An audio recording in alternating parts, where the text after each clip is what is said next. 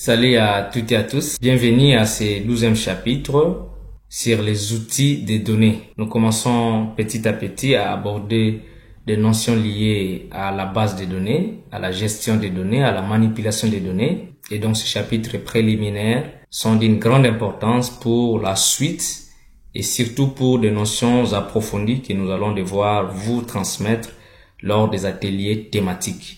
Et donc, dans ce chapitre, nous allons parler de comment intégrer des sous-totaux à un tableau, comment faire la validation des données, ainsi que la création des listes déroulantes. Nous allons commencer par les sous-totaux. Nous allons prendre notre tableau, un extrait du tableau du plan mensuel de trésorerie. Nous avons supprimé les autres éléments pour ne garder que la partie ressources. C'est un exemple. Comment on peut intégrer les sous-totaux dans un tableau pareil? De manière ordinaire, vous pouvez dire que je vais sélectionner ces deux cellules, je vais les fusionner et centrer pour saisir par exemple total, et je vais venir ici, je vais faire la somme automatique.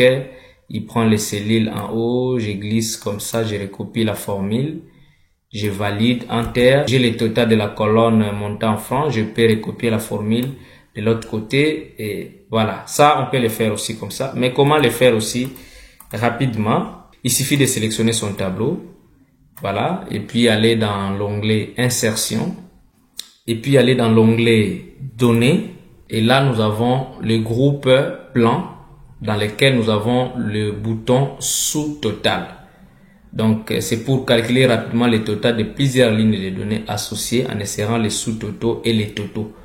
Donc il suffit de cliquer dans sous-total et il va me dire sous-total à chaque changement de code budget, et je laisse tous les autres éléments tels que ça se présente. Utiliser la fonction somme, ajouter un sous-total à, où est-ce que j'aimerais faire le calcul des sous-total? C'est au niveau de la colonne montant franc congolais et montant en dollars. L'observation, je décoche. Remplacer les sous-totaux existants, il n'y en avait pas avant. Le saut de page entre les groupes, je laisse comme ça. Synthèse sous les données, je laisse comme ça, et puis je dis OK, voilà, j'ai le total général de mon tableau qui s'est fait de manière automatique. Donc, j'ai le total qui prend en compte la somme des différents sous-totaux ici.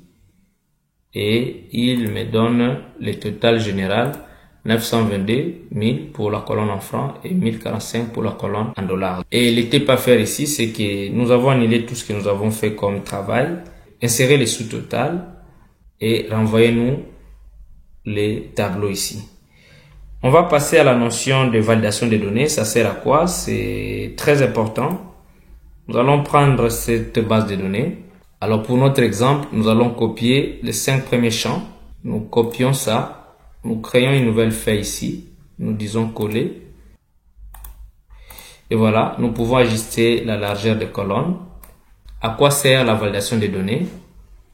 C'est que lorsque nous n'aimerions pas voir une valeur dans une cellule donnée, nous pourrions définir le type de données saisissables dans cette cellule. Nous allons, par exemple, insérer une colonne date avant la colonne nom de l'exploitant, par exemple. On va insérer une colonne date, voilà. On va appliquer la même mise en forme ici, on sélectionne, on copie, on applique ça là-bas. Et que nous aimerions au niveau de la colonne ici, que nous n'ayons que tout ce qui est date. Donc si vous tapez autre chose que la date, ça ne va pas passer. On va faire comment? On va sélectionner la plage de données jusqu'à là où nous voulons que la validation des données se limite. Pour ce cas ici, on va s'arrêter par exemple à A18, c'est un exemple. Et je vais aller dans l'onglet données, le groupe outils de données, l'option validation des données, je clique là-bas.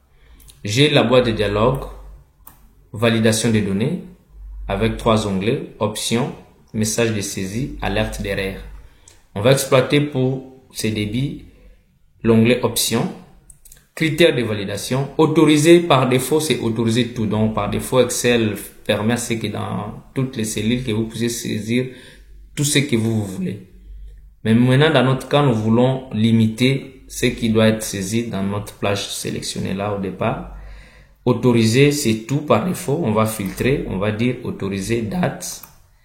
Et nous aimerions que ces dates soient des dates comprises seulement entre, par exemple, le 15 septembre 2023 et le 30 septembre 2023. Voilà.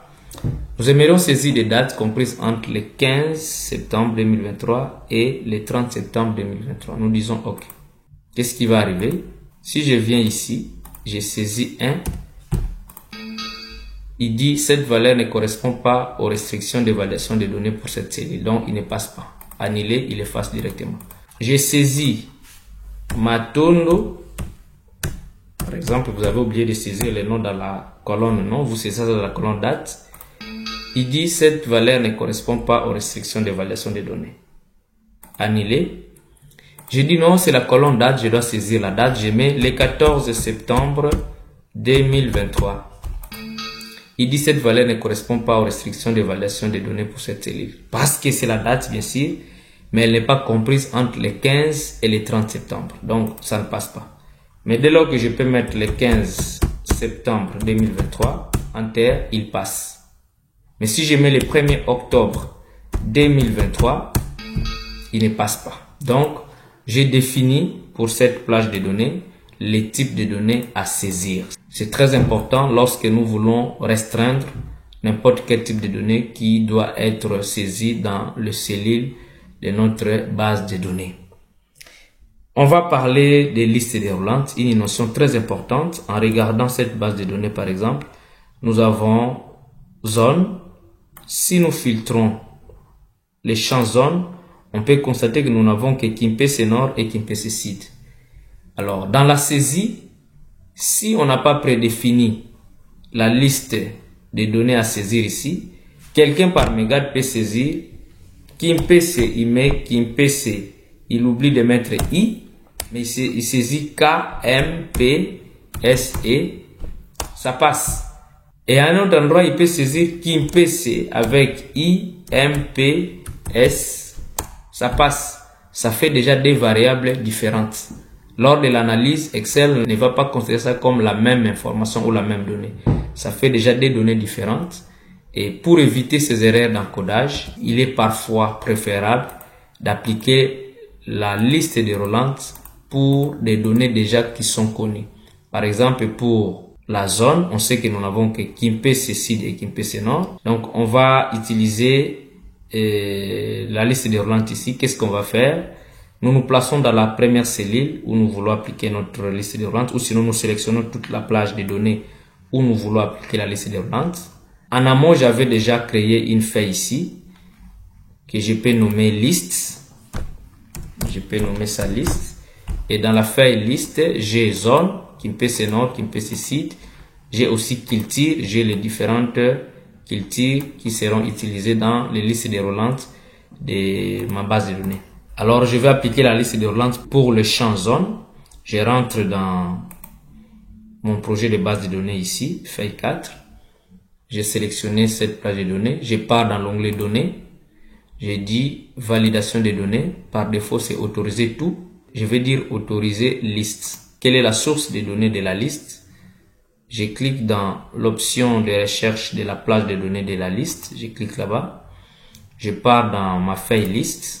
Je sélectionne les deux données ici, Kimpese Nord et Kimpese Sud. Je rentre dans ma boîte de dialogue de la validation des données. Je dis OK. Vous allez constater qu'il y a un bouton filtre qui est apparu au coin de chaque cellule sélectionnée. Si je clique ici, j'ai Kimpese Nord et Kimpese Sud. Donc là, je peux saisir le nom. C'est Matondo, par exemple. Mais il est dans quelle zone? Je filtre, je dis il est dans Kimpese Sud. S'il n'est pas dans Kimpese Sud, je dis c'est dans Kimpese Nord.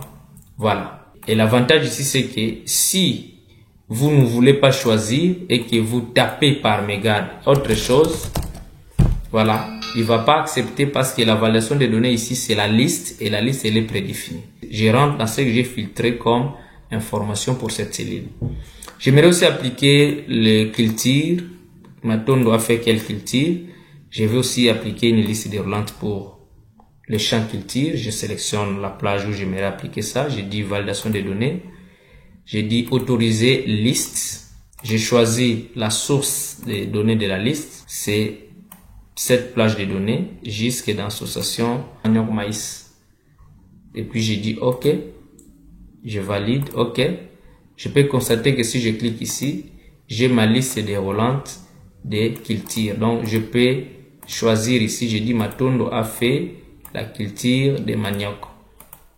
Et si je saisis autre chose que ce qui est censé être saisi là-bas, il refuse. Voilà l'importance d'utiliser la validation des données, et l'utilisation de la liste déroulante permet de réduire sensiblement les erreurs d'encodage. Voilà, et les TP à faire dans le cas de ce chapitre, c'est que vous allez devoir réaliser les listes déroulantes pour le champ culture, le champ saison, le champ village, le champ zone et les champs nom de l'exploitant.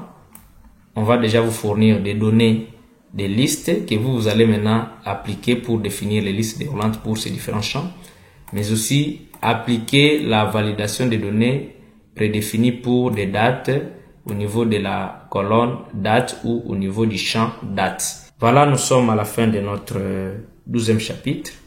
Nous allons passer au chapitre 13, dans lequel nous allons aborder la notion d'analyse des données grâce au tableau croisé dynamique.